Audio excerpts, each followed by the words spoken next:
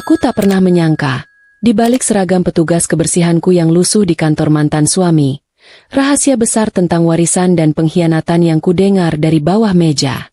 Sebelum kita mulai lebih lanjut, yuk, tekan tombol suka, serta tombol subscribe agar tidak ketinggalan kisah menarik lainnya. Dan jangan lupa absen asal kota Bapak Ibu di kolom komentar. Semoga rezeki kita semua dilancarkan, kesehatan kita diberkahi, dan keluarga kita selalu harmonis dalam lindungannya. Amin. Sudah sebulan penuh rumah kami beraroma parfum mewah, bukan lagi aroma masakan rumahan.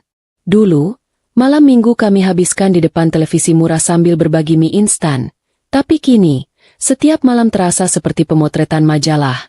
Dingin, indah, dan palsu. Aku tahu ada yang berubah pada Ardan sejak ia resmi menjadi CEO Arsana Tech, perusahaan teknologi besar di kota metropolitan ini. Ia tidak lagi melihatku sebagai Maya, istri yang menemaninya dari nol, tetapi sebagai bagian inventaris lama yang harus segera di-upgrade.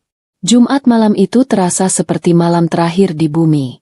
Lampu kristal raksasa yang baru dipasang di ruang tamu bersinar terlalu terang, menimpa lantai marmer yang mengilap hingga memantulkan bayanganku seperti hantu.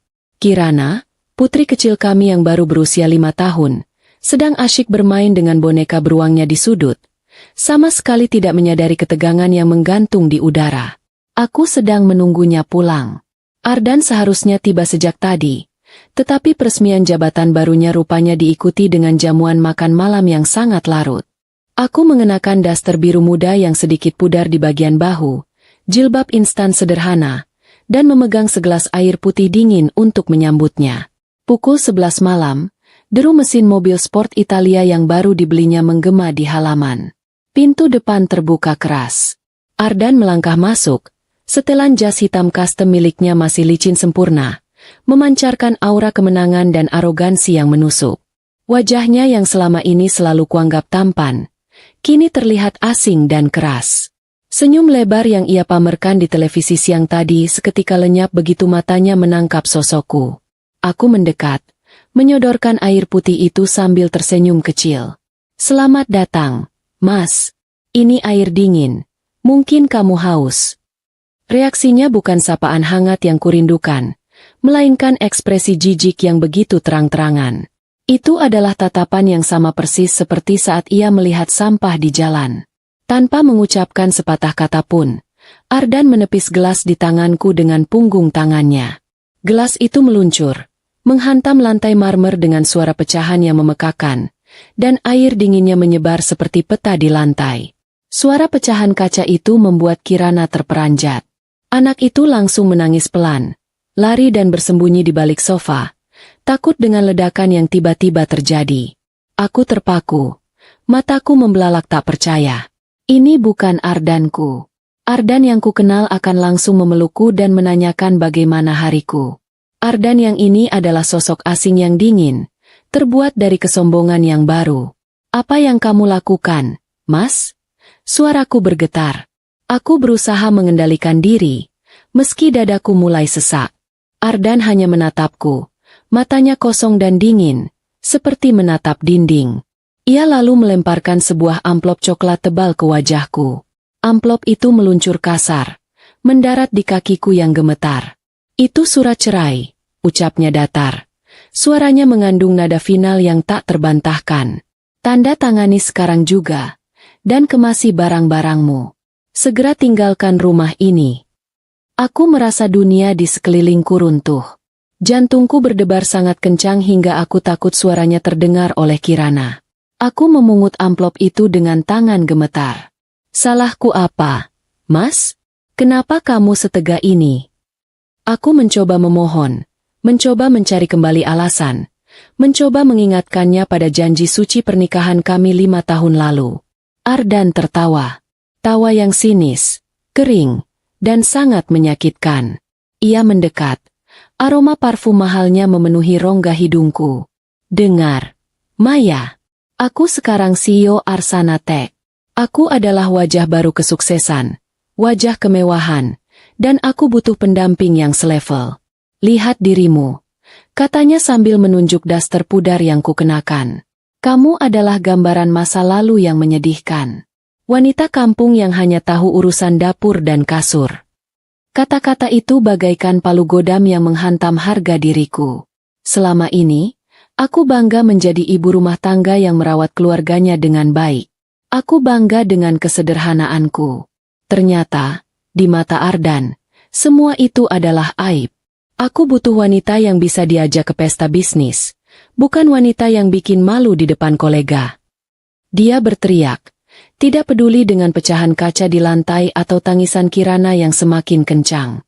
Saat aku mencoba meraih tangannya, mencoba mengingatkannya pada perjuangan kami dulu saat hanya makan nasi dengan lauk telur dadar berdua, Ardan justru mendorongku kuat-kuat. Tubuhku terhuyung ke belakang dan menabrak dinding dingin. Aku tercekat. Air mata tak terbendung. Tiba-tiba, suara langkah kaki sepatu hak tinggi yang berdentum di tangga menginterupsi adegan itu. Itu adalah Nyonya Sofia, ibu kandung Ardan, yang selalu tampil glamor dengan perhiasan berlebihan, seolah-olah seluruh tubuhnya adalah etalase berjalan. Nyonya Sofia telah lama tidak menyukaiku. Ia selalu menganggapku tidak membawa keberuntungan finansial, selalu menekankan bahwa putra semata wayangnya pantas mendapatkan yang lebih baik. Bagus. Nak, akhirnya kamu sadar diri juga, ujar Nyonya Sofia dengan nada mengejek. Wanita itu tersenyum puas melihat kondisiku yang berantakan di lantai. Maya, Ardan sudah bekerja keras sampai di titik ini. Kamu hanya akan menjadi beban dan mempermalukan keluarga kita. Pungut dirimu dan enyah dari sini. Nyonya Sofia bahkan tidak repot-repot menunggu. Ia mengambil sebuah koper besar dari gudang dan melemparkannya tepat ke hadapanku. Koper itu mendarat dengan bunyi keras di lantai kayu, seolah-olah dia sedang menyuruh seekor anjing pergi. Jangan biarkan satpam komplek menyeretmu keluar. Itu akan lebih memalukan. Aku merasakan kemarahan yang meluap-luap, bercampur dengan rasa sakit hati yang luar biasa. Bagaimana bisa dua orang yang seharusnya kuanggap keluarga ini begitu kejam? Kirana, yang sedari tadi bersembunyi, merangkak keluar dan lari memeluk kakiku sambil terisak. Ia memelukku erat. Tubuh kecilnya gemetar. Melihat mata Kirana yang sembab, air mataku langsung kering. Aku sadar, memohon kepada manusia yang hatinya sudah tertutup oleh kesombongan adalah hal yang sia-sia dan membuang waktu. Aku tidak boleh terlihat lemah di depan Kirana. Dengan sisa tenaga dan harga diri yang kupertahankan, aku bangkit berdiri. Aku memeluk Kirana erat-erat, mencium puncak kepalanya. Kita akan berpetualang, sayang. Bisikku, berusaha tersenyum di balik tangisan yang tertahan. Kita akan pindah ke tempat yang lebih seru. Ayah sedang sibuk dengan pekerjaannya. Aku mengambil koper yang dilemparkan Nyonya Sofia.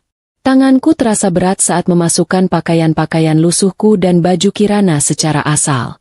Ardan menegaskan bahwa aku tidak boleh membawa harta benda apapun, bahkan perhiasan yang pernah ia berikan. Semua itu milikku, Maya. Termasuk perhiasan yang kupakai sebagai gajimu selama ini, katanya sinis. Aku tidak peduli. Aku hanya membawa pakaian, beberapa mainan Kirana, dan sedikit uang tabungan hasil sisa belanja bulanan yang diam-diam ku sesuaikan. Uang itu kukumpulkan sedikit demi sedikit karena aku memang memiliki kebiasaan menyisihkan uang untuk berjaga-jaga. Aku tidak menyangka, berjaga-jaga, itu datang begitu cepat dan begitu menyakitkan. Saat aku menutup koper itu, aku sempat melihat pantulan diriku di cermin besar dekat pintu. Sosok yang sangat menyedihkan, mata bengkak, das terkusut, dan wajah yang penuh kepahitan. Aku menuntun Kirana, yang masih memeluk boneka beruangnya dengan erat, menuju pintu utama. Aku tidak menoleh ke belakang. Ardan dan Nyonya Sofia berdiri di sana, seperti dua patung batu yang tidak punya hati, menyaksikan kepergianku. Aku hanya berharap mereka cepat muak dan segera meninggalkanku. Tidak ada drama lagi, tidak ada kalimat perpisahan, hanya keheningan yang dingin. Kami berjalan kaki menyusuri jalanan komplek perumahan elit yang sepi. Udara malam kota metropolitan yang dingin mulai menggigit kulitku. Jalanan itu terlalu sunyi, hanya diterangi lampu-lampu taman yang mahal. Kirana terus bertanya dengan suara polosnya yang membuat hatiku teriris. Mama, kenapa papa jahat? Kenapa Kirana tidak boleh tidur di kamar Kirana lagi? Aku harus menelan pil pahit itu sendirian. Aku harus menahan diri agar tidak menangis di depan anakku. Papa sedang banyak pekerjaan. Sayang, kita harus membantu Papa dengan pergi sebentar. Kita akan menemukan rumah baru yang lebih indah. Rumah baru yang lebih indah. Aku tahu itu adalah kebohongan terbesar yang pernah kuucapkan. Kami berjalan cukup jauh, mencari taksi atau angkutan umum yang mau membawa kami ke pinggiran kota.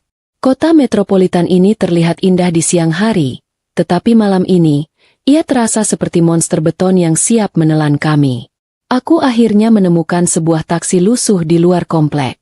Aku menyebutkan alamat rumah kos yang pernah kulihat iklannya di internet. Saat taksi melaju, aku menatap kembali ke rumah mewah itu. Rumah itu tampak terang benderang, berdiri angkuh, seolah menertawakan penderitaanku. Rumah itu bukan lagi rumahku. Itu adalah kandang emas yang telah menahanku. Dan kini, aku bebas. Bebas dalam kemiskinan dan ketidakpastian. Sepanjang perjalanan, air mata Kirana sudah berhenti. Tetapi anak itu tertidur pulas di pangkuanku, kelelahan. Aku menatap wajahnya yang polos, dan hati kecilku bertekad. Aku tidak akan membiarkan Ardan menghancurkan masa depan putriku. Aku akan berjuang. Aku akan bangkit. Kami tiba di rumah kos di pinggiran kota. Bangunan itu tampak tua, dindingnya lembab, dan udaranya berbau apek. Ini sangat kontras dengan kamar tidur Kirana yang dulu berlapis karpet tebal dan penuh boneka. Uang di dompetku sangat terbatas. Hanya cukup untuk membayar sewa 1 bulan di muka dan membeli makan seadanya selama beberapa hari. Melihat kondisi kamar yang kecil dan pengap itu, aku merasakan gelombang keputusasaan. Tapi, aku segera menepisnya. Aku harus mencari pekerjaan segera. Stok susu Kirana menipis, dan aku tidak ingin ia sakit karena kekurangan gizi. Malam itu, aku tidur di lantai yang dingin, memeluk Kirana yang meringkuk di dalam selimut tipis. Ardan dan Nyonya Sofia mungkin sedang menikmati sampahnya mahal di rumah mewah itu, merayakan kebebasan mereka. Sementara aku harus berjuang dari nol, tanpa ijazah tinggi, tanpa pengalaman kerja, dan tanpa dukungan siapapun. Teringat saat Ardan berkata aku hanya pantas menjadi wanita kampung yang tahu urusan dapur. Aku tersenyum kecut dalam kegelapan. Baik, jika aku hanya tahu urusan dapur, aku akan mencari pekerjaan di dapur. Jika tidak ada, aku akan melakukan apapun, bahkan pekerjaan yang paling hina, asalkan halal. Tekadku menguat. Rasa sakit dan dendam ini akan menjadi bahan bakar utamaku. Aku adalah Maya, bukan lagi wanita lemah yang dicintai, tetapi seorang ibu yang harus berjuang untuk hidupnya dan hidup putrinya. Pagi menyambutku dengan aroma got yang menyengat. Aku terbangun dengan punggung pegal dan mata bengkak. Kirana masih tertidur pulas. Aku menatap Kirana. Wajahnya begitu damai, seolah semua masalah di dunia ini tidak ada. Mama akan bekerja, nak. Bisikku pada Kirana yang terlelap. Mama janji, kamu tidak akan kelaparan. Aku segera mandi dan mencari lowongan pekerjaan. Aku mencoba melamar ke beberapa toko dan warung, tetapi penolakan demi penolahan yang kudapatkan. Alasannya klise, kurang pengalaman, usia yang sudah tidak muda, atau tidak punya ijazah yang cukup. Setelah berhari-hari menelan penolakan, uangku benar-benar menipis. Aku bahkan rela tidak makan seharian, hanya minum air putih yang kumasak ulang, agar Kirana bisa tetap makan nasi bungkus yang kubeli dari warung. Perutku melilit, tetapi melihat Kirana tertawa saat makan, rasa lapar itu seolah menghilang. Dalam keputusasaan, aku melihat sebuah lowongan pekerjaan di papan pengumuman buram dekat pos ronda. Dibutuhkan petugas kebersihan gedung perkantoran. Tanpa berpikir panjang, aku melamar ke perusahaan penyalur tenaga kerja itu. Aku tidak peduli jika harus bekerja kasar, membersihkan toilet, atau mengepel lantai. Asalkan itu adalah pekerjaan halal, aku akan melakukannya. Hari wawancara, aku memakai baju terbaikku yang sudah sangat usang. Aku berusaha terlihat sopan, meski rasa malu karena harus melamar sebagai petugas kebersihan menghantuiku. Selesai wawancara singkat yang lebih banyak menanyakan kesiapan fisik daripada kemampuan otak, aku diterima. Aku harus segera mulai bekerja. Aku kembali ke kos dengan hati campur aduk. Senang karena mendapatkan pekerjaan, tetapi takut membayangkan betapa beratnya pekerjaan fisik yang harus kulakukan. Vendor kebersihan itu rupanya baru saja memenangkan kontrak besar dengan perusahaan teknologi terkemuka. Mereka membutuhkan banyak tenaga baru. Aku mendapat seragam biru muda yang agak kebesaran, sepatu karet, dan masker wajah. Saat ku berangkat kerja di hari pertama, aku sempat merasa mual dan pusing. Aku meninggalkan Kirana yang masih tertidur. Aku menitipkan kunci cadangan pada tetangga kos yang baik hati, seorang ibu parubaya yang berjualan gorengan, agar Kirana aman sampai aku pulang sore hari. Aku tiba di lokasi yang ditunjukkan oleh supervisor. Aku berdiri mematung. Duniaku seakan berhenti berputar. Pencakar langit megah di hadapanku, dengan logo huruf A yang besar dan mentereng, adalah gedung Arsana Tech. Ya, takdir seolah sedang menertawakanku habis-habisan. Aku akan menjadi petugas kebersihan di perusahaan milik mantan suamiku sendiri. Rasa takut dan malu menyeruak. Aku ingin lari. Aku ingin bersembunyi. Tapi, bayangan wajah Kirana yang pucat dan kelaparan kembali terlintas di benakku. Aku tidak boleh menyerah. Rasa malu dan takutku tidak sebanding dengan nyawa putriku. Aku menarik napas dalam-dalam, mengencangkan masker di wajahku, dan menarik topi seragam kebersihanku serendah mungkin. Aku harus memastikan tidak ada yang bisa mengenaliku. Tidak ada yang boleh tahu bahwa Maya, mantan istri CEO, kini adalah salah satu OB yang bertugas membersihkan toilet dan membuang sampah. Aku melangkah masuk ke dalam lobi yang mewah. Lobi yang dulu selalu kumasuki sebagai nyonya CEO. Sekarang, aku kembali sebagai sosok yang tidak terlihat. Langkah pertamaku di Arsana Tech sebagai petugas kebersihan terasa seperti langkah menuju neraka yang baru. Pekerjaan sebagai petugas kebersihan sungguh jauh dari kata mudah. Jauh lebih berat dari yang pernah kubayangkan saat melamarnya. Sebelum matahari terbit, aku sudah harus meninggalkan kamar kos yang dingin, mencium kening Kirana yang masih terlelap. Tugas pertamaku adalah memastikan lobi mewah Arsana Tech mengilap seperti cermin. Lantai marmer harus kering dan bebas noda sebelum para eksekutif berjas mahal mulai berdatangan. Setiap pagi, punggungku terasa mau patah dan kakiku bengkak. Dulu, tangan halusku hanya terbiasa memotong sayuran atau memegang sendok perak. Tetapi kini, ia kasar dan memerah karena berulang kali terkena cairan pembersih kimia yang menusuk hidung. Aku mengenakan seragam biru muda yang kusam dan topi yang ditarik rendah, memastikan wajahku tersembunyi sepenuhnya di balik masker kain. Aku menjadi sosok tak terlihat. Seseorang yang keberadaannya hanya disadari ketika lantai kotor atau tempat sampah meluap. Para staf senior dan direksi akan melewati lepas, menganggapku seperti bagian dari perabot kantor. Aku sudah berjanji pada diriku sendiri untuk tidak pernah mencari perhatian, tidak pernah melihat ke atas, dan hanya fokus pada kain pel dan sapu di tanganku. Aku adalah hantu di kantor mantan suamiku sendiri. Salah satu area yang menjadi rutinitasku adalah membersihkan koridor menuju ruang direksi. Di sana, aku sering melihat Santi, sekretaris pribadi Ardan. Santi adalah gadis muda yang sopan dan cekatan, tetapi wajahnya selalu pucat dan matanya sering sembab, seolah-olah dia baru saja menangis. Aku sering mendengar bentakan Ardan dari dalam ruangannya, memarahi Santi hanya karena kesalahan sepele seperti kopi yang kurang panas atau jadwal yang bergeser beberapa menit. Aku mengenali suara itu, suara yang dulu menjanjikan perlindungan, kini menjadi sumber teror bagi orang lain. Kadang, saat aku membersihkan tempat sampah di dekat meja kerjanya, Santi akan menatapku sekilas. Tatapannya tidak mengandung jijik seperti kebanyakan staf lain, melainkan sedikit rasa simpati dan lelah yang mendalam. Suatu kali, aku melihatnya menangis diam-diam saat Ardan pergi. Aku yang merasa tidak enak hati, menyelipkan sekantong kecil permen jahe, hanya itu yang kubawa untuk mengganjal perut, di dekat keyboardnya, lalu segera pergi. Santi menatapku saat itu, senyum tipisnya diwarnai rasa terima kasih, tetapi ada ketakutan yang tersirat di matanya, seolah-olah dia ingin mengatakan sesuatu yang besar tapi tidak bisa. Itu adalah jeda kecil yang menyejukkan, sebuah kontak manusiawi yang langka di tengah gedung beton yang dingin ini. Aku sendiri kadang berpikir, betapa ironisnya, Orang paling baik di kantor ini justru adalah sekretaris yang sedang bekerja untuk iblis itu. Siang itu, lobi kantor terasa lebih ramai dari biasanya. Ada kunjungan kolega bisnis penting dari luar kota. Supervisor memerintahkanku untuk memastikan semua sudut bersih sempurna. Aku sedang mengepel lantai di dekat lift utama, berusaha secepat mungkin, saat rombongan direksi keluar. Jantungku langsung berdegup kencang. Takut. Ardan berjalan di barisan paling depan, tertawa lebar.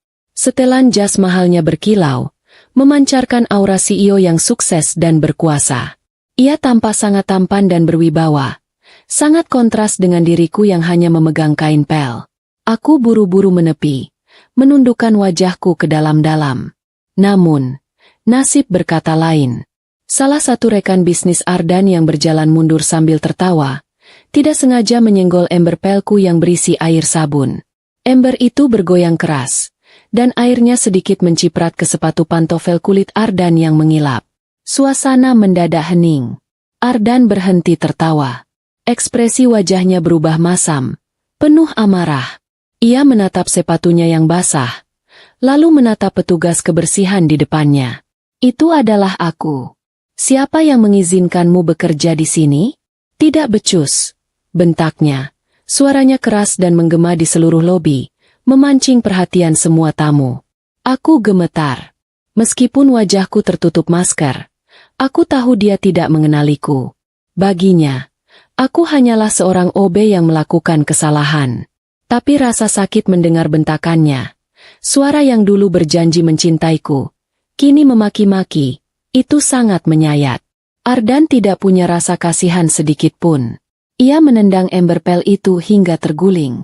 Air sabun membanjiri lantai marmer, menciptakan kekacauan yang disaksikan oleh puluhan mata.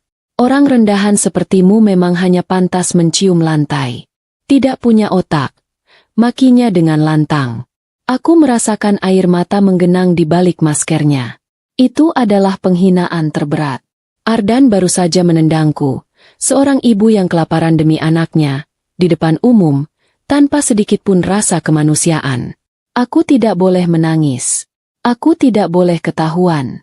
Dengan tangan gemetar, aku segera berjongkok, memungut ember yang terguling, dan mulai mengelap air yang tumpah di dekat kaki Ardan. Tepat ketika aku menunduk, aku mendengar bunyi. Ardan meludah ke arah lantai yang sedang kubersihkan, tepat di samping tanganku. Ini sungguh kejam, batinku. Meludah ke arahku seolah aku adalah sampah paling menjijikkan di dunia.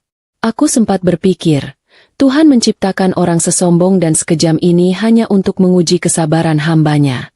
Ardan kemudian melenggang pergi bersama tamu-tamunya. Kembali tertawa seolah adegan itu hanyalah lelucon murahan.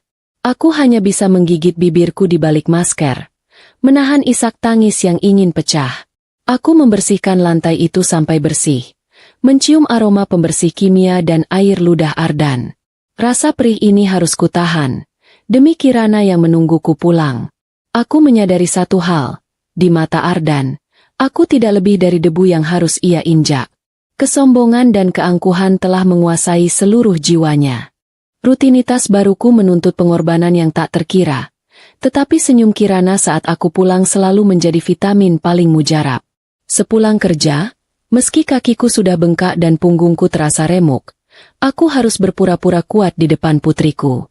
Aku akan menceritakan dongeng aneh tentang boneka pel dan pangeran pembersih lantai, sebuah upaya kecil untuk menumbuhkan imajinasi positif di tengah kamar kos yang pengap.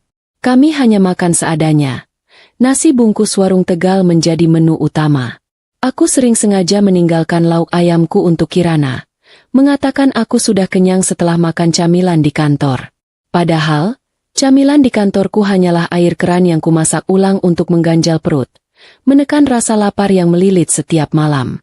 Ada saatnya aku berpikir, sungguh ironis, aku membersihkan lantai kantor yang menghasilkan miliaran, tetapi aku sendiri harus menahan lapar dan membohongi anakku sendiri demi satu potong ayam. Namun, ketenangan sementara itu tiba-tiba dihantam oleh musibah yang mengerikan. Sore itu, saat aku sedang membersihkan toilet VIP di lantai direksi, area paling kusempatkan untuk bernapas lega karena biasanya sepi, telepon genggamku berdering panik. Itu tetangga kos yang kutitipi Kirana. Mbak Maya, cepat pulang. Kirana demamnya tinggi sekali, badannya sempat kejang. Suara ibu tetangga itu terdengar histeris, membuat duniaku terasa runtuh seketika. Tubuhku langsung lemas. Handuk pel di tanganku terjatuh. Demam tinggi, kejang. Kalimat itu bagaikan guntur yang menyambar di ruangan berbau wangi itu. Aku segera meminta izin pulang cepat kepada supervisorku, yang tentu saja dijawab dengan makian dan ancaman pemotongan gaji karena dianggap tidak bertanggung jawab. Aku tidak peduli. Kirana adalah segalanya. Aku berlari sekuat tenaga menuju kos. Ketika sampai, aku mendapati tubuh Kirana sangat panas, menggigil hebat, dan meracau memanggil nama ayahnya. Aku segera membawa Kirana ke klinik terdekat. Dokter mengatakan Kirana terkena infeksi serius dan membutuhkan obat-obatan mahal serta perawatan intensif. Jika terlambat ditangani, kondisinya bisa membahayakan. Aku memeriksa dompetku. Kosong. Gaji petugas kebersihanku belum turun, dan uang tabungan terakhirku sudah habis untuk membayar sewa kos. Harga diriku sebagai seorang ibu jauh lebih tinggi daripada rasa maluku pada mantan suami. Aku tidak punya pilihan lain. Aku harus kembali ke gedung Arsanate. Aku kembali ke kantor dengan napas terengah-engah. Pakaianku masih lusuh dan basah oleh keringat. Aku berhasil menerobos satpam di lobi, menangis memohon bahwa ini adalah masalah hidup dan mati anakku. Aku berhasil naik ke lantai direksi. Kebetulan, saat itu Ardan baru saja keluar dari ruangannya, sedang berbicara di telepon dengan bangga, membicarakan tentang pembelian jam tangan mewah terbaru seharga ratusan juta. Ardan tertawa lepas, membayangkan betapa gagahnya jam tangan baru itu melingkari pergelangan tangannya. Langkah Ardan terhenti saat melihatku berdiri di hadapannya. Seorang wanita berhijab lusuh dengan mata basah. Aku langsung bersimpuh di kakinya, mengabaikan tatapan kaget beberapa staf di sana. Mas, tolong aku, Mas. Kirana. Kirana sakit kritis. Dia butuh biaya pengobatan. Suaraku serak karena tangisan. Aku memohon, mengabaikan semua harga diri yang tersisa. Aku janji akan membayarnya. Mas, potong saja gajiku, potong gajiku seumur hidupku. Ardan menatapku dengan tatapan jijik yang sama seperti saat ia meludah di lantai. Ia mematikan teleponnya dan menendang pelan bahuku agar aku menjauh dari sepatunya yang mengilap. Aku tidak peduli, desisnya tajam. Anak itu sekarang adalah tanggung jawabmu sepenuhnya. Hak asuh ada padamu, bukan padaku. Ia menuduhku berakting, menggunakan Kirana sebagai alasan untuk memeras uangnya. Ardan lalu berkata dengan lantang, agar semua orang mendengar, bahwa ia tidak akan memberikan 1 sen pun untuk wanita pemalas yang tidak becus mengurus anak. Aku lebih rela uangku dipakai untuk membeli pakan ikan hias baruku daripada membiayai anak yang sakit-sakitan, katanya dingin. Kata-kata itu menghancurkan seluruh harapanku. Bagaimana mungkin seorang ayah bisa setega itu pada anaknya sendiri yang sedang bertaruh nyawa? Saat itu, aku benar-benar menyadari bahwa Ardan tidak hanya menceraikanku, tetapi ia juga menceraikan jiwanya dari Kirana. Ardan memanggil satpam dan menyuruh mereka menyeretku keluar karena dianggap mengganggu kenyamanan kantor. Aku diseret paksa keluar gedung seperti penjahat. Sementara Ardan kembali melanjutkan teleponnya sambil tertawa, seolah tidak terjadi apa-apa. Di luar gedung, aku hanya bisa menangis histeris di bawah guyuran hujan yang mulai turun, meratapi nasibku dan nasib putri kecilku. Air mata bercampur dengan air hujan, tetapi tidak mampu mencuci rasa sakit dan kebencian yang mulai tumbuh di hatiku. Aku akhirnya terpaksa menggadaikan satu-satunya barang berharga yang tersisa, cincin kawin almarhum ibuku yang selama ini kusimpan. Uang itu kugunakan untuk menebus obat Kirana dan memastikan anakku mendapat perawatan terbaik. Keesokan harinya, aku kembali bekerja. Mataku bengkak, hatiku terasa mati rasa. Aku berusaha fokus bekerja agar tidak dipecat. Aku sangat membutuhkan uang untuk biaya hidup selanjutnya. Aku harus bertahan. Aku berjalan menuju area kerjaku, melewati meja resepsionis yang dihiasi bunga segar mahal. Aku sempat terbersit pikiran, betapa tidak adilnya hidup. Kemarin, Ardan memilih nilai sebuah jam tangan mewah baru daripada nyawa putrinya sendiri. Mulai hari ini, aku tidak lagi menangisinya. Aku akan mengubah air mata ini menjadi kekuatan. Saat aku sedang membersihkan toilet VIP di lantai direksi, aku mendengar suara langkah kaki tergesa-gesa masuk. Aku refleks masuk ke salah satu bilik dan menguncinya. Aku tidak mau berinteraksi dengan siapapun. Dari balik pintu bilik, aku mendengar suara tangisan yang tertahan. Itu suara Santi. Aku mengintip sedikit dari celah. Santi sedang berdiri di depan wastafel, membasuh wajahnya yang penuh air mata. Gadis itu tampak sangat terguncang. Ia mengeluarkan ponselnya dan menekan sebuah nomor. Aku menahan napas, tidak berani menimbulkan suara sedikit pun. Terdengar Santi berbicara dengan suara berbisik, namun penuh tekanan emosi. Aku tidak sanggup lagi menyimpan rahasia busuk ini. Aku merasa dihantui rasa bersalah setiap malam. Isaknya. Kalimat Santi selanjutnya membuat darahku berdesir hebat. Mantan istri Pak Ardan berhak tahu kebenarannya, bisik Santi. Ada sesuatu yang sangat besar, sebuah rahasia tentang kepemilikan perusahaan yang selama ini disembunyikan rapat-rapat oleh Pak Ardan dan Nyonya Sofia. Pikiranku berputar cepat. Rahasia apa? Kenapa Santi menyebut namaku? Mengapa ini berhubungan dengan perusahaan ini? Aku sadar, penderitaanku mungkin bukan sekadar nasib buruk, melainkan ada skenario jahat yang sedang dimainkan di belakangku. Rasa penasaran bercampur firasat buruk mendominasi diriku, dan aku tahu, aku harus mendengarkan lebih jauh. Keesokan harinya, suasana di Arsana Tech terasa jauh lebih mencekam daripada biasanya. Sejak aku tiba, kesibukan sudah melanda seluruh lantai gedung pencakar langit itu.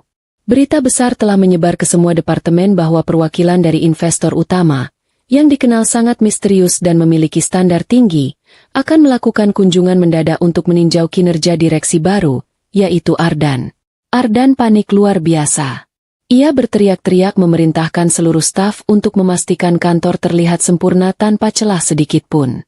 Aku bisa mendengar Ardan mengancam akan memecat siapa saja yang membuat kesalahan, terutama karena ia tahu ada banyak lubang dalam laporan keuangan yang sengaja ia manipulasi demi gaya hidupnya. Aku, sebagai petugas kebersihan, harus bekerja 2 kali lebih keras. Lantai harus mengilap seperti cermin, kaca jendela tidak boleh ada sidik jari, dan toilet harus wangi setiap saat. Aku mendapat tugas membersihkan koridor menuju ruang konferensi utama, tempat pertemuan vital itu akan diadakan nanti.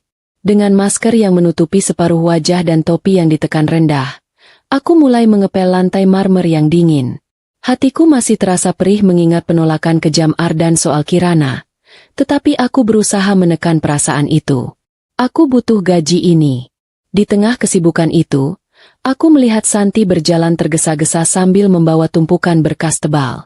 Wajahnya tampak lebih pucat dari biasanya, seolah darahnya terkuras habis. Lingkaran hitam di bawah matanya menandakan dia tidak tidur semalaman. Saat berpapasan denganku di lorong sepi dekat pantry, Santi menghentikan langkahnya. Ia menoleh ke kiri dan ke kanan dengan gelisah, memastikan tidak ada kamera pengawas atau orang lain yang memperhatikan kami.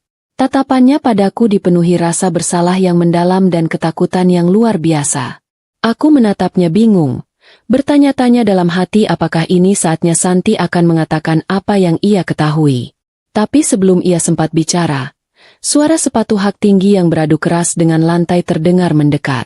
Itu adalah Nyonya Sofia, tampil mencolok dengan gaun sutra dan perhiasan emas berlebihan, berjalan di samping Ardan yang terlihat sangat stres. Nyonya Sofia terus mengoceh, memberikan instruksi kepada putranya agar tidak terlihat gugup di depan investor. Mereka berhenti tepat di depan pintu ruang konferensi utama yang besar. Ardan memerintahkan Santi untuk segera menyiapkan ruangan itu dan memastikan tidak ada satu orang pun yang boleh masuk sebelum rapat internal mereka dimulai. Pembicaraan ini sangat rahasia dan sensitif, Santi, tegas Ardan dengan nada mengancam, sebelum ia dan ibunya pergi menuju ruang direktur untuk mengambil dokumen. Santi yang ditinggal sendirian di depan pintu gemetar hebat. Ia menatap pintu kayu jati yang kokoh itu, lalu menatapku yang masih mengepel di ujung lorong. Pergulatan batin yang hebat terlihat jelas di wajahnya. Ia tahu risiko apa yang akan ia hadapi, tetapi hati nuraninya sudah tidak sanggup lagi menanggung beban kejahatan yang ia ketahui. Santi menarik napas panjang, membulatkan tekadnya. Dengan langkah cepat, ia menghampiriku, mencengkeram lenganku dengan tangan yang dingin dan berkeringat.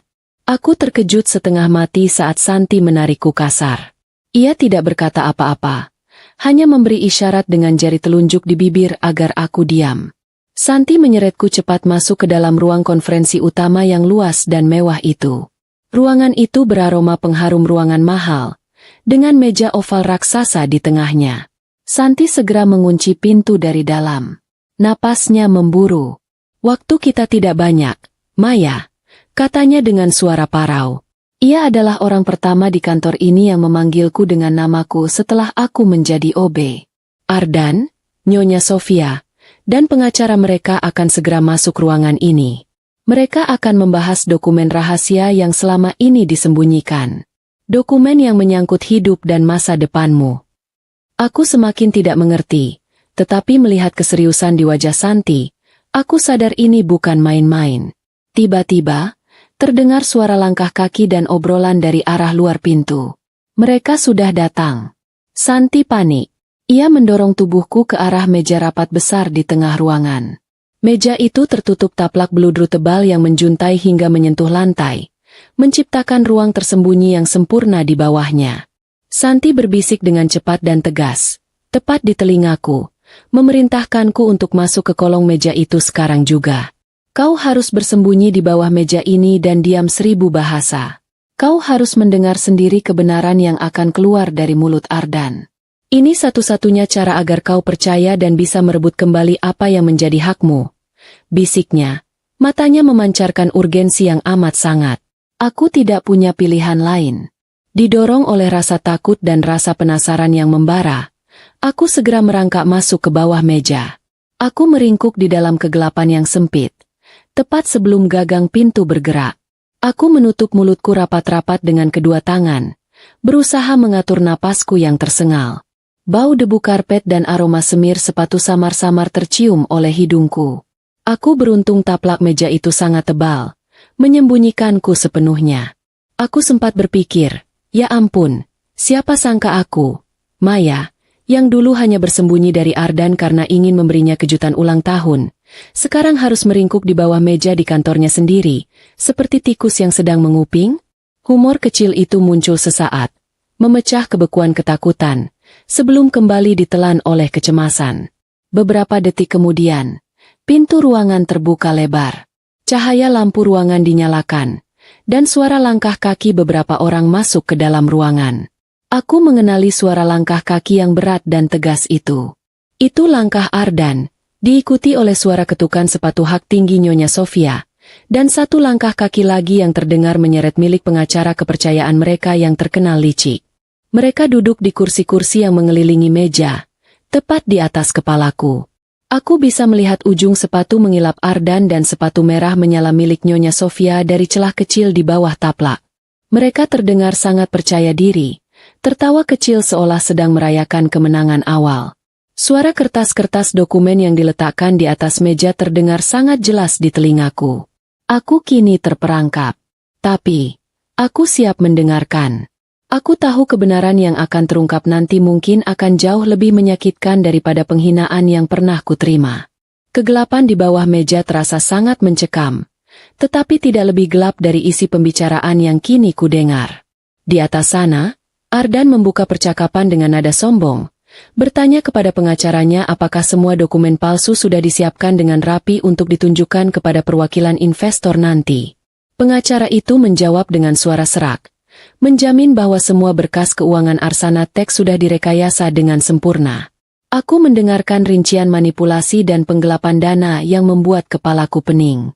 Ternyata, Arsana Tech yang dibanggakan Ardan selama ini sedang berdarah-darah karena uang perusahaan dipakai untuk kepentingan pribadinya. Mereka tertawa, membayangkan betapa bodohnya orang-orang yang akan tertipu dengan laporan keuangan palsu tersebut. Namun, pembicaraan mereka kemudian beralih ke topik yang membuat darahku seakan berhenti mengalir. Nyonya Sofia bertanya dengan nada cemas tentang status kepemilikan perusahaan yang sebenarnya.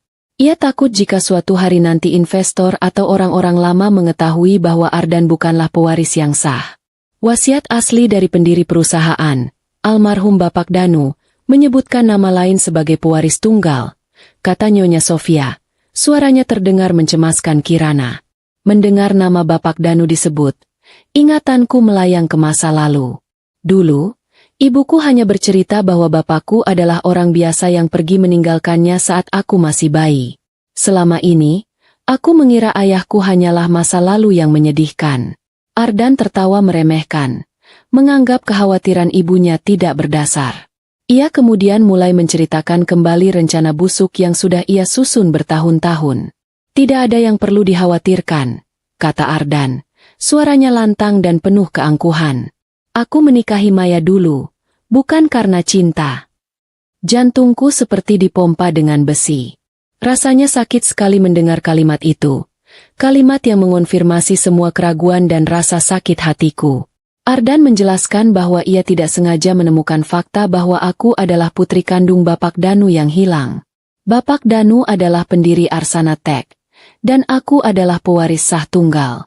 Aku tahu, jika aku menikahinya, aku akan memiliki akses tidak langsung ke harta warisan itu jika suatu saat Maya ditemukan, jelasnya. Tapi karena dia bodoh dan tidak tahu asal-usulnya, aku memutuskan untuk mengambil jalan pintas. Aku memalsukan tanda tangan Bapak Danu sebelum orang tua itu meninggal. Seolah-olah Bapak Danu menyerahkan perusahaan kepadaku sebagai anak angkat kepercayaan, bukan kepada Maya. Aku yang berada di bawah meja, merasa duniaku runtuh seketika. Air mata mengalir deras, membasahi pipiku tanpa suara. Selama ini, aku mencintai laki-laki yang ternyata adalah monster. Pernikahan kami, kenangan manis kami, kelahiran Kirana, semuanya ternyata dibangun di atas pondasi kebohongan dan keserakahan. Ardan tidak pernah mencintaiku. Ia hanya mencintai harta yang mengalir dalam darahku. Rasa sakit hati yang luar biasa menghantam dadaku, bercampur dengan kemarahan yang meluap-luap. Aku ingin berteriak, ingin keluar dari sana dan mencakar wajahnya, tetapi aku ingat pesan Santi. Aku harus mendengar semuanya sampai tuntas. Dasar perempuan bodoh, kata Ardan lagi. Ia tertawa renyah. Aku bahkan tidak perlu repot-repot mencari wasiat asli.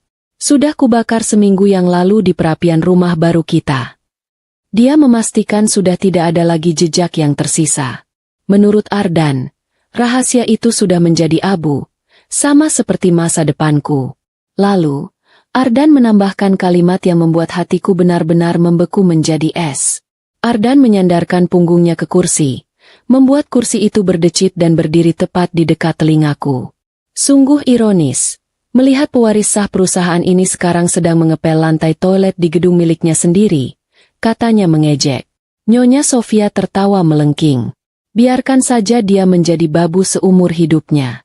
Membersihkan kotoran orang lain, sementara kita menikmati kekayaan yang seharusnya menjadi miliknya. Aku menggigit bibir bawahku hingga berdarah. Aku menahan napasku sekuat tenaga, mematung di tengah kegelapan yang bau debu. Aku tahu mereka tidak akan pernah menyangka bahwa wanita yang sedang mereka hina dan rendahkan itu, kini meringkuk hanya beberapa sentimeter dari sepatu mereka, mendengarkan setiap kata-kata keji yang keluar dari mulut mereka. Ironi ini sungguh pedih. Aku yang bersembunyi di bawah meja super mewah, di ruangan beraroma mahal, mendengarkan diriku dihina. Sungguh sebuah pesta yang sangat eksklusif, bukan? Kalimat itu terpatri dalam di benakku, mengubah kesedihanku menjadi dendam yang membara. Aku sadar, aku bukan lagi wanita lemah yang bisa diinjak-injak. Aku adalah pewaris yang haknya dicuri, dan yang lebih penting, aku adalah ibu yang dihina di atas darah putrinya. Di bawah meja itu, dalam kegelapan dan kesendirian, aku bersumpah pada diriku sendiri dan demi masa depan Kirana. Aku akan merebut kembali setiap sen yang dicuri dariku. Aku akan membuat Ardan membayar setiap tetes air mata yang telah kami keluarkan. Tiba-tiba, di tengah tawa jahat mereka, Ardan meletakkan sebuah benda kecil di atas meja, tepat di atas kepalaku. Meskipun surat fisiknya sudah kubakar, aku menyimpan salinan digital wasiat palsu, data aliran dana curianku, dan rekaman suara di dalam flash disk khusus ini. Sebagai jaminan untuk memegang leher pengacara ini agar tidak berkhianat, kata Ardan, menyebut flash disk itu sebagai nyawanya. Aku membelalakan mataku di kegelapan. Benda itu, bukti kejahatan itu, kini berada hanya beberapa sentimeter di atas kepalaku. Aku tidak boleh menyia-nyiakannya. Waktu seakan berhenti berputar. Setiap detik terasa seperti 1 jam. Di atas kepalaku, Ardan dan komplotannya masih terus berbincang, membahas detail rencana licik untuk memanipulasi investor. Aku harus menahan napasku sekuat tenaga, menggigit bibir bawahku hingga hampir berdarah agar isak tangisku tidak pecah. Keringat dingin mengucur deras di pelipisku, membasahi jilbab lusuh yang kukenakan. Kaki-kakiku mulai terasa kram karena menekuk terlalu lama dalam posisi yang tidak nyaman. Tapi rasa sakit fisik itu tidak sebanding dengan rasa sakit di hati yang kurasakan. Aku hanya bisa fokus pada suara Ardan, memastikan aku tidak melewatkan informasi penting apapun, dan berharap mereka segera pergi. Setelah hampir 1 jam yang terasa seperti seabad, rapat gelap itu akhirnya selesai. Suara kursi yang didorong ke belakang terdengar berdecit nyaring. Aku bisa mendengar Ardan berdiri sambil meregangkan badannya. Terdengar sangat puas dengan skenario jahat yang telah mereka susun. Urus semua berkas palsu itu segera. Pastikan tidak ada celah hukum yang bisa menyerang kita. Perintah Ardan kepada pengacaranya. Nyonya Sofia ikut berdiri. Langkah kaki sepatu hak tingginya terdengar mengetuk lantai dengan irama yang angkuh. Seolah ia adalah ratu yang baru dinobatkan. Mereka bersiap meninggalkan ruangan. Aku memejamkan mataku. Berdoa dalam hati agar mereka segera pergi sehingga aku bisa keluar dari penjara sempit ini.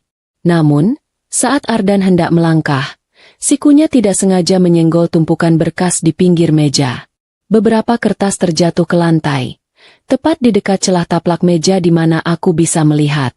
Jantungku seakan mau copot saat melihat tangan Ardan turun untuk memungut kertas-kertas itu. Tangan itu begitu dekat dengan wajahku. Hanya terpisah oleh selembar kain beludru. Jika Ardan menyingkap taplak itu sedikit saja, tamatlah riwayatku. Aku menahan napas, mematung seperti batu. Beruntung, Ardan hanya mengambil kertas itu dengan cepat tanpa memperhatikan sekelilingnya, terlalu fokus pada kesombongan dan rencananya. Inilah sifat sombong, batinku, yang membuat ia selalu gagal melihat bahaya yang ada di bawah kakinya. Itu adalah celah humor yang muncul, ironi yang pahit. Kesombongan Ardan yang tak tertandingi kini menjadi kelemahannya yang paling fatal. Dalam kelalaiannya yang didasari rasa arogan itulah, Ardan tidak menyadari bahwa flash disk kecil berwarna perak yang tadi ia pamerkan ikut tergeser dan jatuh. Benda kecil itu menggelinding tanpa suara, tersembunyi di balik kaki meja besar, tepat di atas karpet tebal. Ardan, yang sibuk tertawa menanggapi lelucon pengacaranya, sama sekali tidak menyadari bahwa nyawanya telah tertinggal. Ia memasukkan kembali berkas-berkas ke dalam tasnya, mengira flash disk itu sudah terselip di antaranya. Ardan kemudian melangkah keluar ruangan, diikuti oleh ibunya dan pengacara licik itu. Pintu ruang konferensi tertutup kembali. Suara langkah kaki mereka perlahan menjauh di lorong yang hening. Aku menunggu beberapa menit lagi.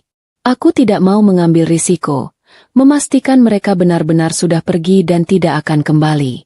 Setelah dirasa aman, dengan tubuh gemetar hebat, aku menyingkap taplak meja dan merangkak keluar.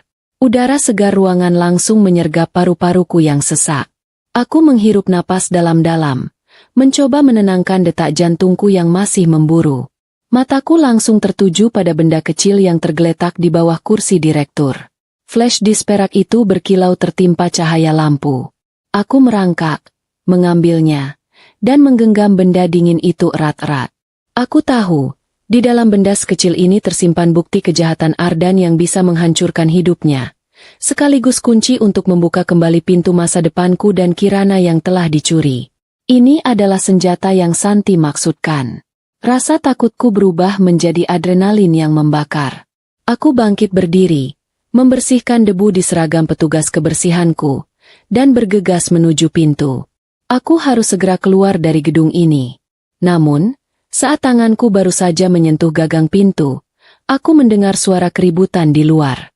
Suara bentakan keras Ardan terdengar menggema di lorong.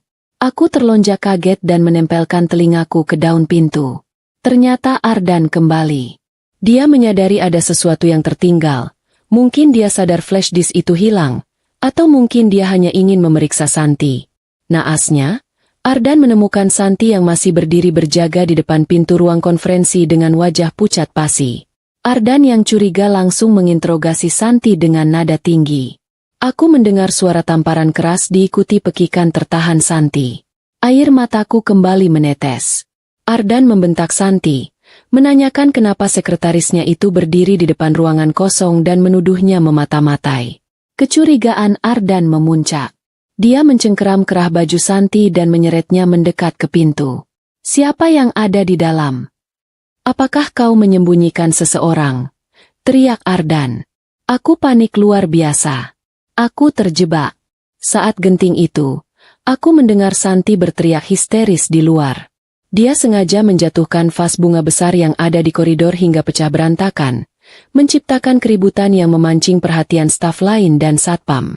Santi berteriak memanggil satpam seolah-olah ada kebakaran, sebuah upaya heroik untuk mengalihkan perhatian Ardan. Kekacauan yang dibuat Santi membuat Ardan lengah sejenak. Ia melepaskan cengkeramannya dan menoleh ke arah satpam yang berlarian datang. Santi memanfaatkan momen itu untuk menendang pintu ruang konferensi dari luar, berteriak sekencang-kencangnya agar orang di dalam, yaitu aku, lari.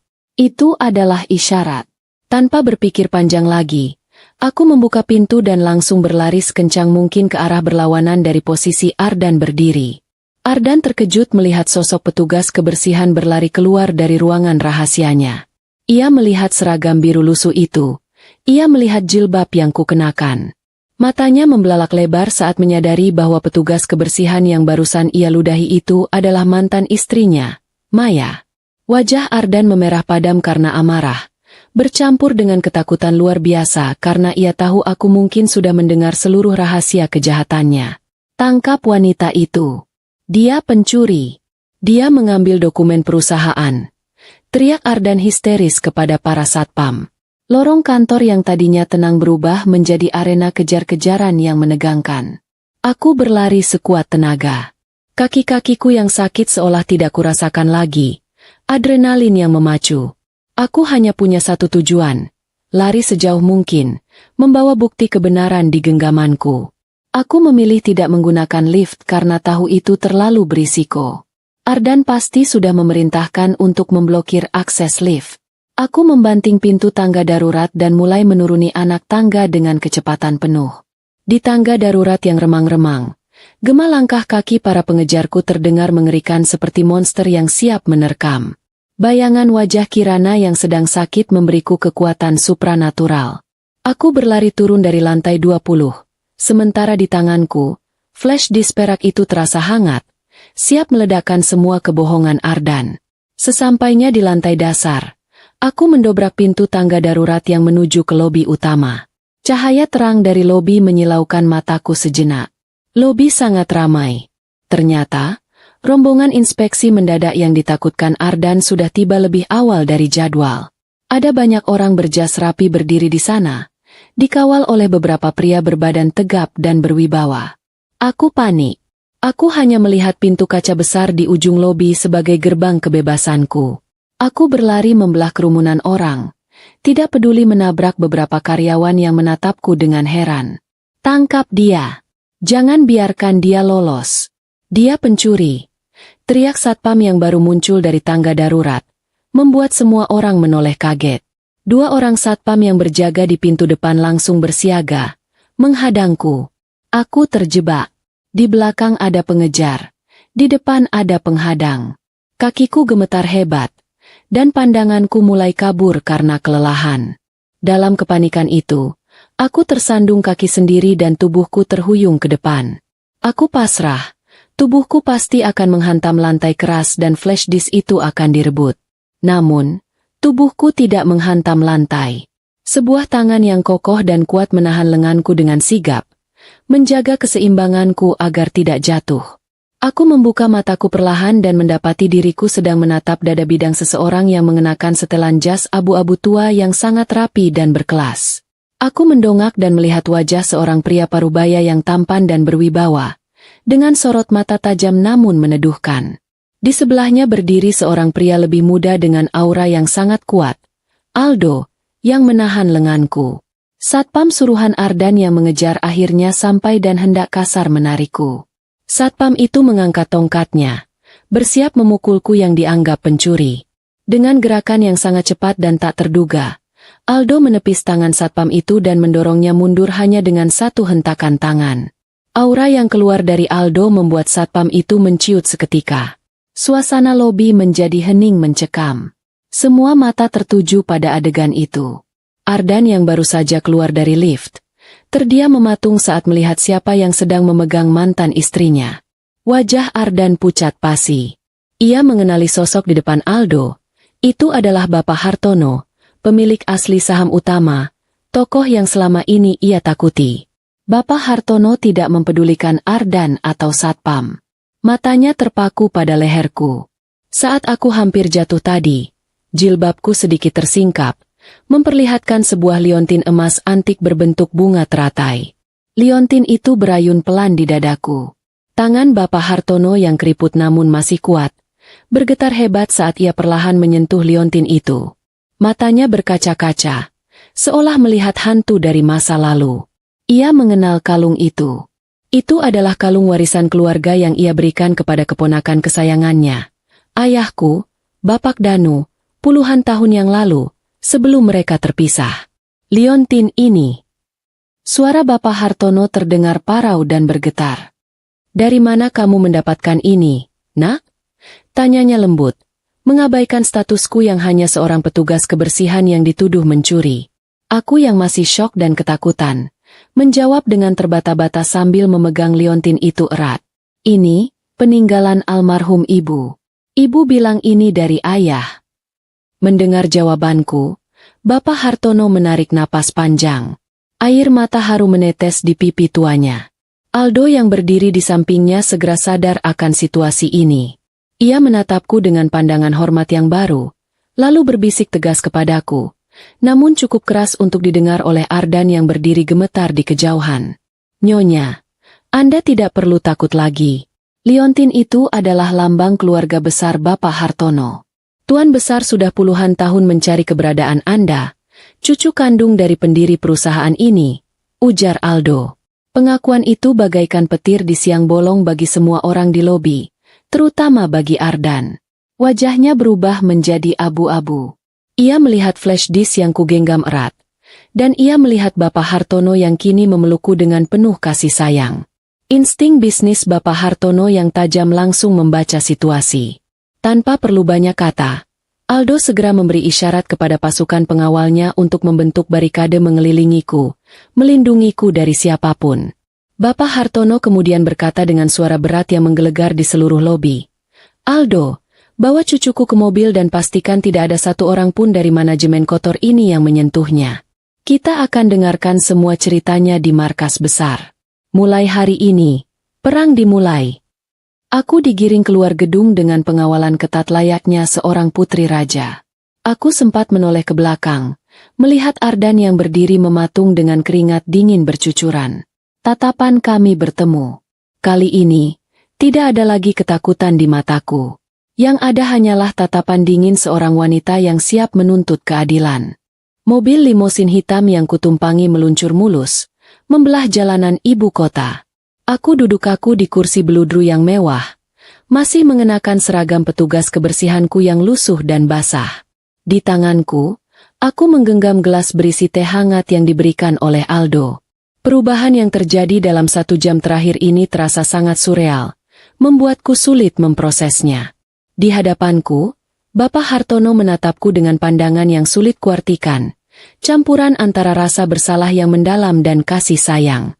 Pria tua itu tidak banyak bicara selama perjalanan, seolah memberiku waktu untuk menenangkan diri. Ia hanya terus mengamati wajahku, mencari kemiripan antara aku dan keponakannya, ayahku, Bapak Danu. Hal pertama yang kukhawatirkan adalah Kirana. Hati seorang ibu tidak akan tenang sebelum tahu kondisi putrinya. Aku memberanikan diri untuk memecah keheningan dengan suara lirih, menanyakan kabar Kirana. Aldo segera menoleh ke belakang dan memberikan laporan. Ia mengatakan bahwa tim dokter terbaik dari rumah sakit milik grup Hartono sudah menjemput Kirana di klinik kecil itu. Kirana kini sudah dipindahkan ke ruang VVIP, dirawat intensif, dan kondisinya stabil. Demamnya sudah mulai turun. "Nyonya, dia aman," ujar Aldo dengan nada tegas namun melegakan. Mendengar kabar itu, tangisku pecah. Bukan tangisan sedih, melainkan tangisan lega yang luar biasa. Beban berat yang menghimpit dadaku selama berhari-hari seketika terangkat. Aku bersujud syukur di dalam mobil mewah itu, mengucapkan terima kasih berulang kali kepada Bapak Hartono dan Aldo. Bapak Hartono dengan lembut memintaku untuk duduk kembali, mengatakan bahwa itu adalah kewajibannya sebagai kakek. Kami tiba di sebuah kediaman pribadi yang sangat luas, jauh dari hiruk-pikuk kota. Rumah itu dijaga ketat oleh pasukan pengamanan swasta. Setelah aku membersihkan diri dan berganti pakaian pinjaman yang lebih layak, aku diantar ke ruang kerja Bapak Hartono yang bernuansa kayu klasik. Aku menceritakan semuanya. Aku menceritakan tentang perlakuan Ardan, tentang pengusiran keji itu, tentang bagaimana aku harus menjadi petugas kebersihan dan tentang rapat rahasia yang kudengar dari bawah meja. Setiap kata yang kuucapkan terasa seperti pisau yang mengiris kembali luka lama. Tetapi aku harus kuat. Saat aku selesai bercerita, aku menyerahkan flash disk perak itu kepada Aldo. Wajah Aldo mengeras saat menghubungkannya ke laptop. Ia memeriksa isinya. Rekaman suara, laporan keuangan ganda, dan salinan digital surat wasiat palsu, semuanya ada di sana. Bukti itu sangat lengkap dan tak terbantahkan. Ardan benar-benar menggali kuburannya sendiri dengan menyimpan data itu. Bapak Hartono mengepalkan tangannya hingga buku-buku jarinya memutih. Amarahnya memuncak mendengar betapa kejamnya Ardan memperlakukanku, pewaris sah perusahaan yang didirikan oleh sahabatnya. Ia meminta maaf kepadaku, karena terlambat menemukanku. Ia menjelaskan bahwa ia dan Bapak Danu sudah berpisah karena konflik prinsip, dan Ardan selalu berhasil menutupi jejakku. Kita tidak akan menangkap Ardan sekarang secara diam-diam. Itu terlalu mudah, ujar Bapak Hartono. Senyum dingin terukir di wajah tuanya. Dia harus jatuh tepat di saat dia merasa terbang paling tinggi. Kita akan menelanjanginya di depan umum, di depan kamera yang ia undang sendiri. Malam itu, strategi pembalasan disusun. Aldo menjelaskan bahwa besok malam, Ardan akan mengadakan pesta besar-besaran di Hotel Bintang 5 untuk merayakan peresmian kepemilikan saham penuhnya yang palsu. Ia mengundang semua media nasional dan kolega bisnisnya. Aku menatap pantulan diriku di cermin besar di kamar tamu yang disediakan untukku. Aku melihat wajah lelah dan mata bengkak, masih dengan pakaian pinjaman. Aku merasa kecil, tetapi tekadku sudah baja. Bapak Hartono datang menghampiriku. Mulai detik ini, kamu bukan lagi korban, Maya.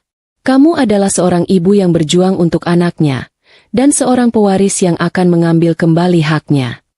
Ia memerintahkan tim penata rias dan desainer terbaik untuk datang besok pagi. Aku harus tampil sebagai ratu, bukan sebagai upik abu. Aku hanya bisa mengangguk mantap. Demi Kirana, dan demi harga diriku yang telah diinjak-injak, aku siap memainkan peranku dalam drama kehancuran Ardan. Aku tertawa kecil dalam hati.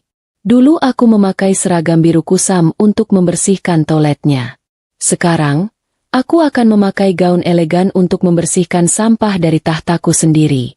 Itu adalah jeda humor singkat yang membuatku merasa sedikit lebih ringan. Keesokan harinya, aku menghabiskan waktu dengan persiapan yang matang. Tidak hanya didandani secara fisik, tetapi Aldo juga mempersiapkanku secara mental. Aku diajarkan bagaimana cara berdiri, cara menatap lawan, dan cara berbicara dengan wibawa seorang pemimpin. Rasa sakit hati menjadi bahan bakar utamaku, membuatku belajar dengan cepat. Sore itu, Kirana sudah sadar dan bisa melakukan panggilan video. Melihat senyum putriku yang mulai pulih membuat tekadku semakin baja. Aku berjanji pada Kirana bahwa sebentar lagi, kami akan hidup bahagia tanpa rasa takut. Saat matahari terbenam, aku sudah siap. Aku mengenakan gaun panjang berwarna biru tua yang elegan. Wajahku yang dulu kusam kini bersinar, memancarkan kecantikan yang tegas dan anggun. Liontin warisan ibuku melingkar indah di leherku, menjadi simbol identitasku yang tak terbantahkan. Bapak Hartono menatapku dengan bangga. "Sudah siap, Maya?" tanyanya. Aku menarik napas panjang. "Sudah, Bapak." Saatnya pertunjukan dimulai. Suasana di Grand Ballroom Hotel Bintang 5 malam itu sangat gemerlap, dipenuhi aroma parfum mahal dan dengungan percakapan basa-basi dari ratusan tamu undangan kalangan elit. Lampu kristal raksasa membiaskan cahaya keemasan ke seluruh penjuru ruangan. Inilah panggung yang dipilih Ardan untuk memproklamasikan kejayaan palsunya. Aku tiba di luar ballroom dengan Bapak Hartono dan Aldo, melihat melalui celah pintu bagaimana Ardan berdiri tegak di atas panggung. Setelan jas hitamnya tampak arogan. Senyumnya lebar, matanya berbinar penuh kepuasan, seolah merasa seperti raja dunia yang tak tertandingi. Aku menghela napas. Aku harus mengakui, Ardan sangat menikmati sorotan ini. Sedikit saja kegagalan, pasti ia akan menyalahkan dekorasi atau catering. Ardan mengambil mikrofon dan memulai pidato kemenangannya. Suaranya lantang dan penuh percaya diri saat ia menceritakan visi palsunya untuk masa depan Arsana Tech. Ia berbicara tentang integritas, kerja keras, dan dedikasi, kata-kata yang terdengar sangat ironis bagiku. Para tamu bertepuk tangan, sebagian karena hormat, sebagian lagi karena takut pada kekuasaan barunya. Tepat saat Ardan mengangkat gelasnya, siap untuk bersulang merayakan era barunya, rencana kami dieksekusi. Tiba-tiba, seluruh lampu di ballroom padam. Kegelapan total menyelimuti ruangan. Suara musik orkestra berhenti mendadak. Para tamu mulai berbisik panik, mengira ada gangguan teknis. Ardan berteriak memanggil teknisi. Suaranya terdengar kesal. Tetapi teknisi tidak menjawab. Sebagai gantinya, layar LED raksasa yang menjadi latar belakang panggung tiba-tiba menyala terang, menampilkan sebuah video dengan kualitas gambar yang sangat jernih. Semua mata tertuju ke layar itu. Itu adalah rekaman CCTV dari ruang konferensi utama, lengkap dengan tanggal dan waktu yang tertera jelas.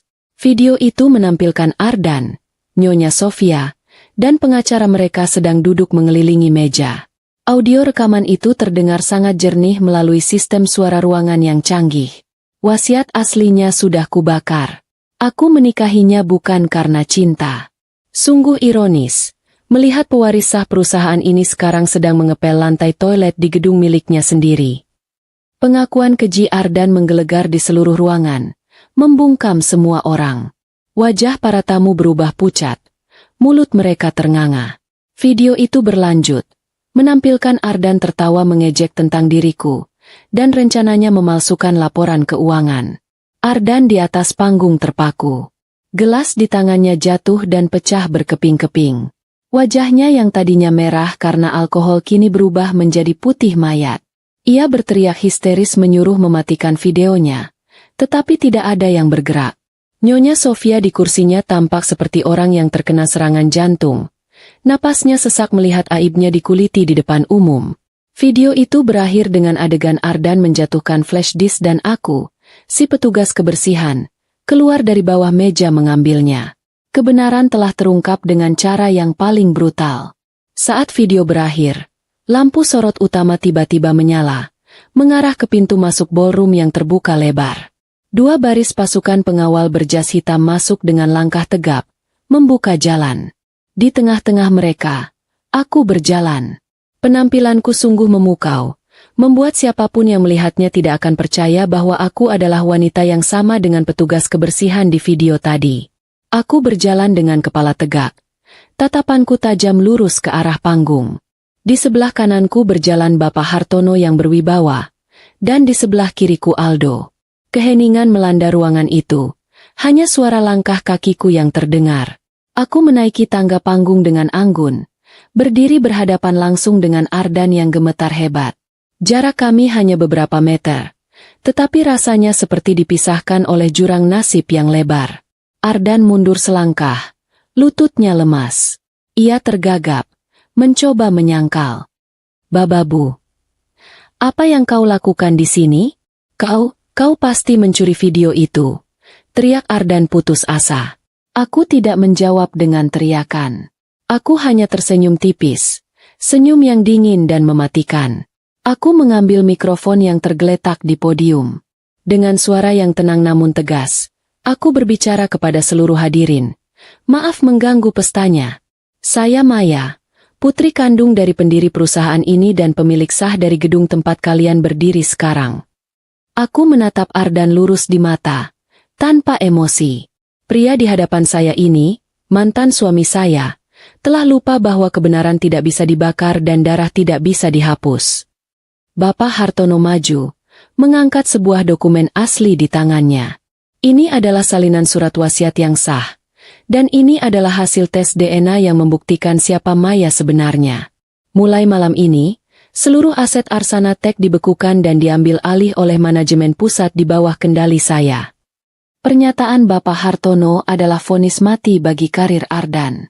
Para wartawan berebut mengambil foto. Kilatan lampu flash membanjiri panggung. Ardan merasa dunia di sekelilingnya berputar. Ia tamat.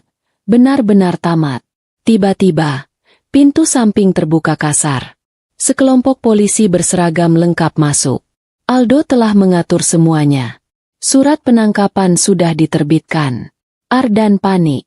Ia mencoba lari ke belakang panggung, tapi Aldo dengan sigap menjegal kakinya hingga Ardan tersungkur mencium lantai panggung. Itu adalah posisi yang sama persis seperti saat ia menyuruhku, istrinya sendiri, membersihkan kotoran di sepatunya. Ironi yang sempurna. Polisi segera memborgol tangan Ardan ke belakang. Nyonya Sofia yang melihat anaknya ditangkap menjerit histeris dan mencoba menyerangku, tetapi ia langsung diamankan oleh Polwan.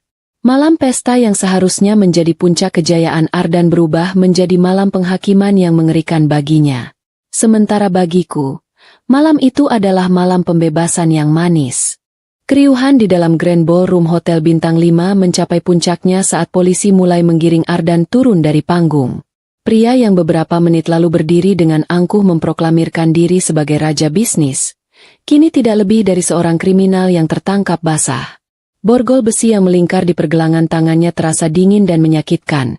Tetapi aku tahu, rasa sakit itu tidak sebanding dengan hancurnya harga diri yang ia rasakan. Ardan berusaha memberontak, berteriak-teriak mengatakan ini semua adalah rekayasa.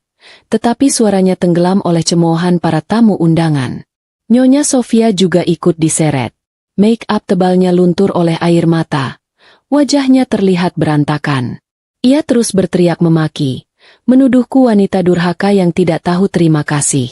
Saat rombongan polisi hendak membawa Ardan keluar melalui pintu utama, terjadi sebuah momen yang sangat memilukan. Sebuah kursi roda didorong masuk oleh seorang perawat pribadi. Di atas kursi roda itu, duduk Kirana. Putri kecilku memaksa ingin ikut karena ingin melihatku. Wajahnya masih sedikit pucat, tetapi matanya berbinar melihatku berdiri gagah di panggung. Melihat anaknya ada di sana, Ardan yang sudah putus asa tiba-tiba mendapatkan ide licik terakhir. Ia meronta sekuat tenaga hingga pegangan polisi sedikit terlepas. Ardan menjatuhkan dirinya, berlutut ke arah Kirana dengan wajah yang dibuat-buat semenyedihkan mungkin. Kirana, Papa sangat menyayangimu.